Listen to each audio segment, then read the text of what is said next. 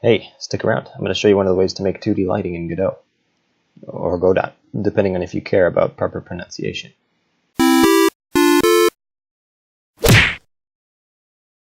Hey everyone, my name is Artindi, and this is a tutorial on how to make 2D lighting in Godot. I think the better question is, why not 2D lights? Here's a scene from a game I'm making without lights, and here's with lights. 2D lights in a game can add so much depth and make it feel very atmospheric. Plus, lights are totally scriptable. I mean, check this out. I made this light follow my mouse, and just like that I have a flashlight. This first part is the hardest part, which means overall it's really not that bad.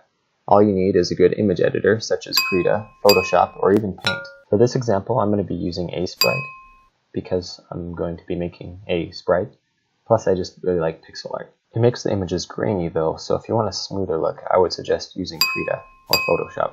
Now you can make the shape of your light any shape you want. Just make sure that the source of your light is white and it fades outwards to black. Or in other words, white is higher intensity and black is lower intensity, and it varies in between. You cannot use any other colors for this part, but if you want to change the color later, we can change that in Godot. As soon as you're finished with that, go ahead and save it in a convenient spot, and the hardest part is over. It's all downhill from here. Upload your sprite into the assets of your game. Actually, I forgot something. If you do have a 2D pixel art sprite, be sure to re-import that with the correct settings. Now what you're going to want to do is click on your scene. Then you're going to want to select the node you want to add your light to. Then you'll want to click on the Add Node button.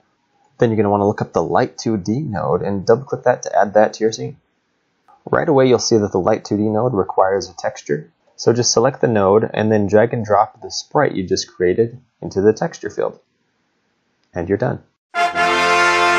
Actually, we're not quite done. There's still a couple more things we need to do. This is the fun part. Once you've positioned your light where you want it, I put mine with a little sprite, then you can just adjust the parameters until you have it the way you like. You can change the color, the energy, or how bright it shines, which Z indexes it can affect, its position, as well as its rotation, and its scale. And now you actually are done. Hey, now you know too. Thank you so much for watching that, and if you enjoyed it, you know what to do. Otherwise, if you have any comments, questions, or suggestions, please put them down below.